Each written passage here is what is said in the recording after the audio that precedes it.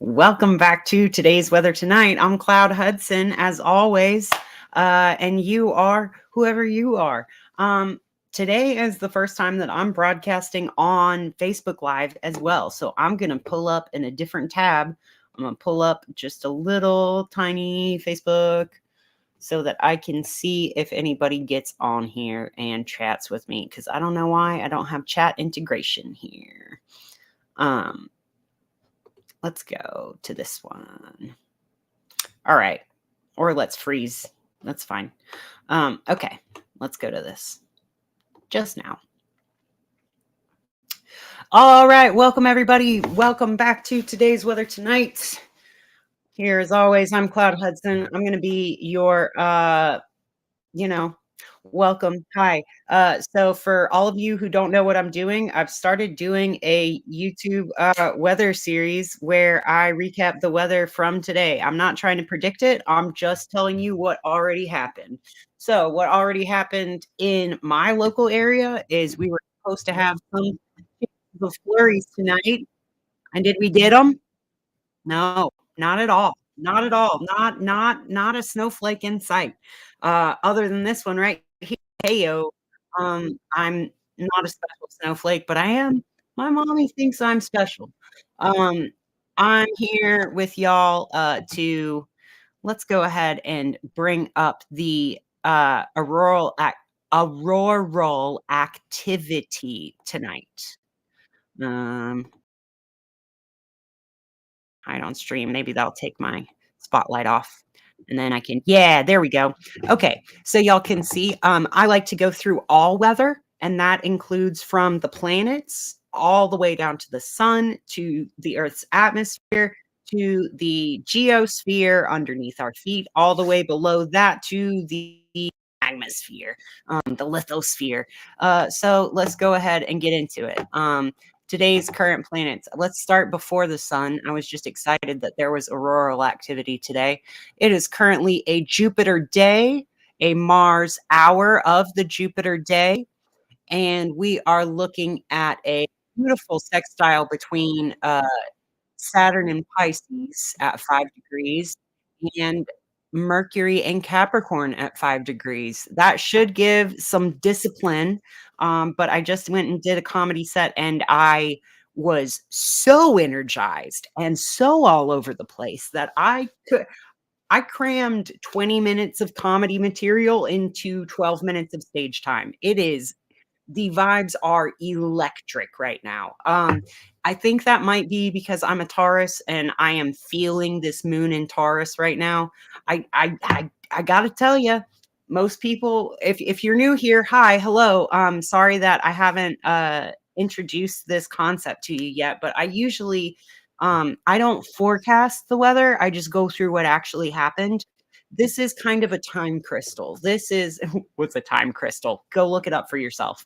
This is a place where time travelers can come and see which timeline they're on based on the weather activity. Because I think that's a pretty good read of like our collective consciousness. The weather is the brain we share. Anyway, let's go out to the exoskeleton that we share, which is the stars, the planetary placements. It's really about the geometry that they have to each other. I'm getting more into harmonics in astrology and vibrational astrology. Did you even know that was a thing? Vibrational astrology? Well, it is. And it really focuses more on aspects than anything else. We've got Venus applying to a square with Neptune. I think that indicates a lot of battling it out between our philosophical needs and our esoteric needs. What do I mean by that? I don't know, but like that's what I feel. So that's what vibrational astrology is. I just tell you the vibes. That's what it is. We're about to have Sun conjunct Pluto, and right after that, Sun and Pluto will move into Aquarius. So we are done with Cap season, except we still have to have Venus transit all the way through Capricorn. So I was really expecting a little bit more out of this Taurus moon. conjunct Jupiter and sextile Saturn when it came to earthquake activity.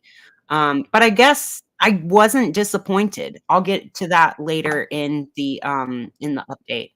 Let's go check on down from the planet's one layer into the Earth's magnetosphere, electrosphere, ionosphere. Um, we are looking at a good chance of aurora visible in Canada tonight. Um, Iqaluit, Saskatoon, Whitehorse. Looking at Alaska, possible, Reykjavik, possible aurora activity. We still have a low KP index, but our hemispheric power is significantly higher than it has been in the past few days. Solar wind has crept back up into some medium range territories. The plasma density is also picked back up. Interplanetary magnetic field is still staying at 8.25 nanotesla, which is kind of elevated. I would say that's significantly elevated, but not like a whole lot. Let's go ahead. We are in the first quarter moon. Let's look. We didn't have too many coronal mass ejections today, but but that is because we are just getting these sunspot regions that caused the New Year's Eve uh, large coronal mass ejections. We're just getting them rotated back into Earth view. So we're down on sunspot numbers, but I think that that will increase soon. We are down into B class territory of our X-ray flux data. Yesterday, if you remember, we had a C 5.4, and what was that? 4 UTC. And then we had a slight peak, but we're really coming out of that C class range, getting back into B class range. So that's very interesting. We also should be getting another coronal hole facing Earth and giving us some good solar winds soon. Let's go ahead now and take a look at the Solar Dynamics Observatory. Let's see what the sun looks like. This is for all y'all newcomers out here. This is one of my favorite ways to anthropomorphize the sun. I love to look at this, and I think of the tendrils of the sun's plasma filaments as little hands doing this, like totally. It sounds like, hey, yes, when shall we burst and screw things up on Earth? Um, Let's look at it's just really pretty, pretty sparkly sun. Look at those fountains, looking like the Bellagio fountains. Whenever you see them super active and get, oh, look at that launch. That was one of our CMEs today.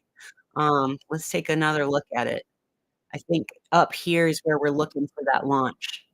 Um, just rezoning. Ooh, pow! There we go. Oh, that was a pretty fun one. Not like a 1, 2, 3 punch like we've been seeing, but, still very active. We are at the peak of the solar cycle, in my opinion, and in a few experts' opinion, but hey, we could get an even more active sun. What if we had a more active sun in 2025? That would be crazy. Um, let's go now to how that's affecting us on Earth. I'm never saying correlation or causation on this stuff. I am just noting what happens. This is what our temperature map and wind flow looks like right now. We've got a little bit of a low developing off the coast of Alaska, making its way into the Pacific Northwest. As you can see, California and Washington, Oregon, that whole Pacific Northwest coast has warmed up significantly. So I expect that they're going to have some snow melt over there, but we've still got a lot of cold air over the bulk of the Midwestern United States. It is kind of creeping up. Some Gulf moisture and warmth is creeping up here, but this is I've got it on surface right now. Let's look at the upper air levels.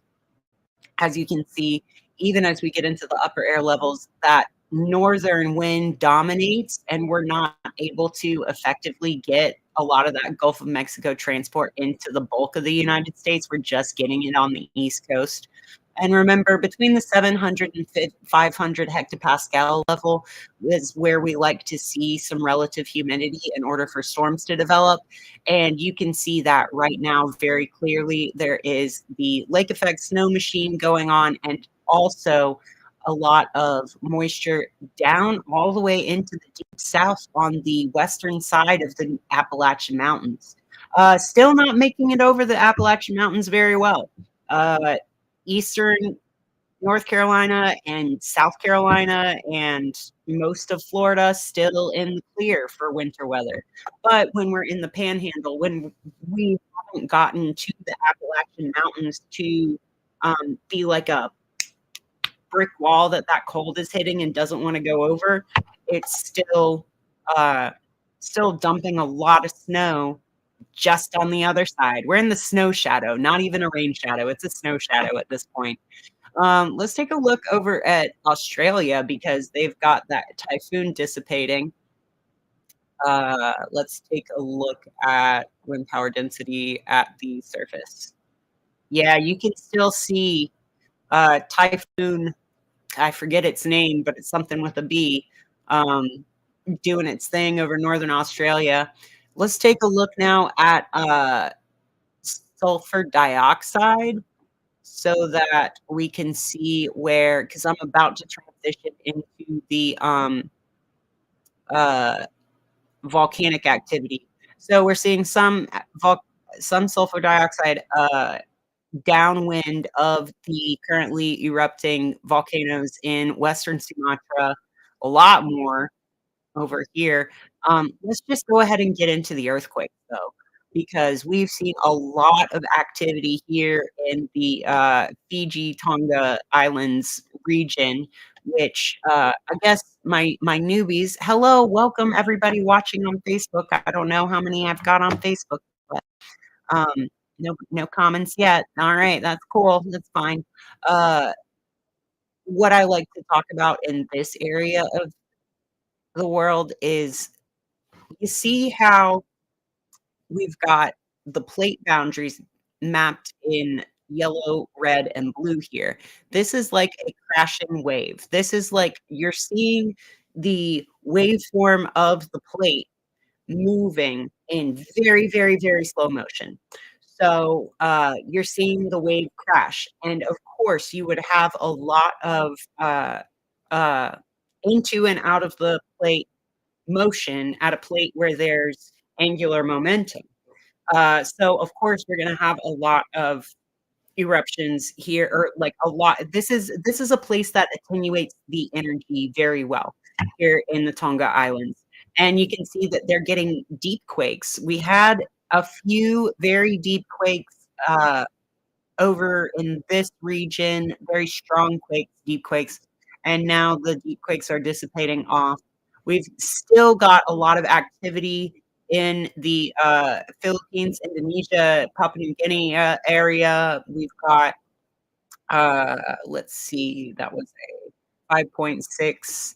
Well, I mean, really, the strongest one we've had today was the 6.4 in the Tonga Islands region. Remember, we come to the H-shaped bend in the plate here in the main island of Japan, and when it loads, we'll see that today we had a earthquake in over here in the Noto Peninsula. Come on, let's go. Load. No, no. Okay, we're not going to show that one, I guess. Let's zoom out. Maybe it'll pop up. I don't know. We had one in the Mariana Islands and in the Noto Peninsula today. I don't know why it's not showing on Iris. Um, we had a shallow 4 in Turkey. Remember, the whole year we've been seeing a wave of 10-kilometer deep, 4.0 to 4.5 range earthquakes ripple through the whole world after we had that New Year's earthquake in Japan. We had 4.3 and a 4.1 here in the Hindu Kush region. We've been seeing that. And these are, again, like I was talking about over here in the Tonga region, we have these peaks in the wave shape of the plate, and that is where energy will attenuate and tend to have more earthquakes. We've also seen some significant activity over here in the United States. South America has quieted down quite a bit in the past few days. This is a lot less earthquake activity than we've seen in the past week, folks. Um, I don't know if that indicates some quietness happening or just the calm before the storm. I'm not, who's to say? I'm just reporting what already happened. I'm not telling you what's about to happen. Um, this is right where we've got some, uh, in Oaxaca, Mexico, we had a 4.5 at 46 kilometers down, and I believe that is over near our Popocatépetl, volcano in Mexico. Uh, a pretty deep 4.3 here when we got the Sabancaya volcano erupting. And I also wanna pull up earthquake sources for Earthquake Scope are not as comprehensive as I'd like them to be because they're not showing any in Iceland right now. But, I will pull up the Iceland earthquake map soon to, yeah, see my aren't you jealous that your targeted ads aren't for Earth mapping services? Um, here's all of our active volcanoes right now in red. Popocatépetl, still active. Fuego volcano still active. Reventador is uh, still marked as erupting. They still also have Reykjanes volcano as active when we know that it's not actively spewing lava right now, but it's active. Suwanosejima volcano is still also erupting, and over here in the, uh, we've still got some over here near, Mount Kamchatka in Russia have some volcanic activity. But again, we got Semeru, Merapi, and Krakatau all in active phase right here in Indonesia.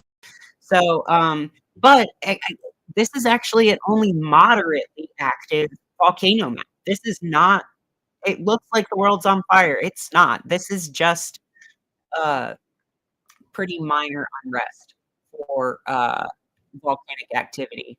So let's go ahead and look at the Reykjanes Peninsula one. Oh, no, that's not what I want. I want to go to land up, continue. It's hard saying me. Um, I was really expecting a lot more out of the Grindavik eruption today because of the astrology, but that's why I'm not a forecaster. I'm just an analyst, an analyzer, an analyzer, an analysicist. Um, but we see Grindavik is still what scientists call Swiss cheese Earth. That whole place is just riddled with surface fissures. The ground is literally opening up. Hell is opening up in Iceland, and that's fun. That's fun for people who live there. Um, we've had a lot of earthquakes so far, but still not too many. Uh, but I mean, I will say this, the Icelandic Meteorological Office is what's putting out these alerts, and they are also looking at a severe gale, snow, sleet event in the Reykjanes Peninsula right now. And in case you guys haven't been here for the times where I discuss this instrumentation aspect, uh, the instruments that measure volcanic and seismic activity measure things in the same units that weather happens in and that weather stations would measure in, but just at different, uh, scales of magnitude. So, when there is, for example, a severe wind outbreak or snowstorm, the earthquake sensitive instruments are going to have a harder time discerning, like, the background level from an earthquake level. So, what that means is when there's a snowstorm, it's harder for us to get earthquake data. So, it's not like we don't know, like, we would notice if there was a giant one, but, right now it looks like the momentum has shifted from the peninsula up to the back into the northern Atlantic region and in some of the larger volcanic regions. We haven't seen a significant uptick in earthquakes here in Iceland again since our Sunday night eruption. But we did see a 4.6, I believe, over here in the uh, Vatnajökull complex over here. I believe that's at Ardabunga. It's so fun to say the Iceland names, guys. I just love to say, like, Reykjanes, Vatnajökull, Ardabunga, Hofsjökull. It's like it's so fun to say, like, and when you hear people speaking Icelandic, they just mash it all together. Um, I'm expecting, and that's not to gloss over the fact that we have a lot of seismic activity happening in the United States right now either. I'm just not focusing on it right now because I've talked about it a lot. There's activity underneath Yellowstone, underneath all of the California coastline, and into Texas and Oklahoma, which we know all of those places have a large number of drill points into the earth. Now, I'm not talking about just oil and gas drilling. I'm talking about geothermal and anything that breaks up the bedrock also will destabilize it and kind of become uh, an attenuation point for the energy that goes through the tectonic plates to manifest itself. It's a weak point. It's a weak link. So that's where you're going to see it. Um, I think that I'm done talking about this. Let's look at let's look at the let's look at pivotal weather for a second. Um, because in the United States, we are seeing some. I had forecasted that we would see some infrastructural breakdown, and we have seen that in the deep South as we're working our way through this winter season. Oh, the fun thing about this winter storm is that it's named Winter Storm Indigo, and I feel like that is just so on brand for 2024 to be talking about fucking indigo children as your winter storm name. Let's go for forecast loop. I am looking at GFS, but that's because I'm a realist, not an optimist. If I was an optimist, I would be looking at the euro, but we're not there yet. Um, let's see. Let's go. Looking at precipitation type. I think that we're seeing these again. This is a forecast model, so I use forecast models to forecast what forecasters are going to forecast. Does that make sense? I think that meteorologists are going to call for snow, and they have been pretty wrong in the coastal South, but they have been right on the money in the deep South, where we've had a lot of ice and freezing rain events, as well as some significant snowfall, all the way through Tennessee into western North Carolina. It just does slow down once you get to the city because there's a heat island effect. I believe you can see that on the map pretty well. Let's not are we not gonna play? Okay, there we go. Let's march through the projections. Come on. Yeah, so when you see the, isobars being perpendicular to the, vertical heights, that means that there's a recipe for some storms. Looks like we might be this is our last tropical or winter storm indigo is probably the deep south's last chance of snow for at least a week or so, because we're then about to get some Gulf of Mexico moisture dumped up through here. And we're looking at potential flooding, honestly, with a lot of rainfall on top of snow that is looking at a flood risk. So, not I'm not exactly excited for this predicted warm up that we see coming in, because I think that's gonna cause all kinds of problems, and then it's just gonna be followed up by another snow. So, yeah, can't really tell you to let your guard down yet. Um, I'm going to switch that off of streaming so that it stops lagging so badly. And just for all you newcomers out there, there's a whopping 0 of you. Nice to see you. Thanks for coming. Um, tell your friends. I've got weather ASMR. ASMR of weather. This is what a weather forecast sounds like. Whispered in your ear. We're gonna have a warm up. We're gonna have a Gulf of Mexico moisture warm up soon. Am I frozen? I'm frozen. All right, there we go. It can't take me. It can't take me being so close. Uh, just for all y'all newcomers, let me finish the sentence for once. Uh, I do like to also read the energy by pulling one of these like manifestation cards. So I'm actually gonna good. This GFS model is really bogging my computer down. Good God, pivotal weather, get it together. This is why I like to use tropical tidbits more than pivotal weather, because I feel like pivotal weather is just like a real ram hog. Likes to hog my computer's brain power. Okay. So I do like to, yeah, as soon as I close the tab, my video's better. All right. Get in the zone. All right. Selenite. I hear some selenite ASMR.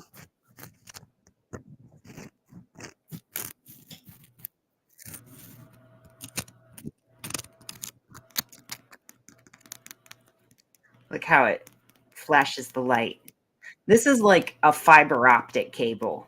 If there was ever a crystal or a rock that told scientists it's possible to have light go through tubes, it's this.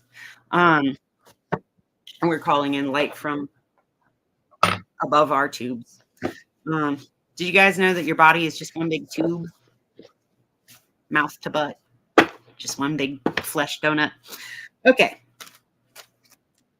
And these are not tarot cards, not even oracle cards. They're kind of just like feel good cards. Kind of just like don't yourself cards. Believe in yourself cards. I'm not going to do that one. I don't know why. All right. I'm going to take both of these, actually. This one's snow, and this one's flowers. So let's go for the first one I picked first. I envision more and act less.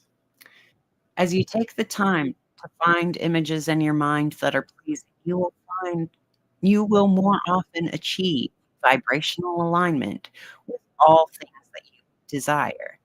From that alignment, you will experience more inspired ideas and assistance from others. Inspired action is very satisfying and extremely productive. Let's stay on that inspired action train. And then from this nice wintry scene, it is contrast that puts the eternalness in eternity. Your own valuable personal new desire is always born first from contrast. That new desire is then heard and answered by source energy, thus the glorious expansion of the universe. So let's envision, let's manifest, let's not let anybody else's vibes get into our oral sphere. Let's keep our aura protected. Let's try to keep our vibes to ourselves. Keep your vibes to yourself. All right. Well, that is about all y'all are going to get from me today. I'll be back here tomorrow. Never at the same time, but always at the same place. At Cloud Hudson on YouTube, Twitter, and Facebook, Instagram, that thing. Um, I love you all very much.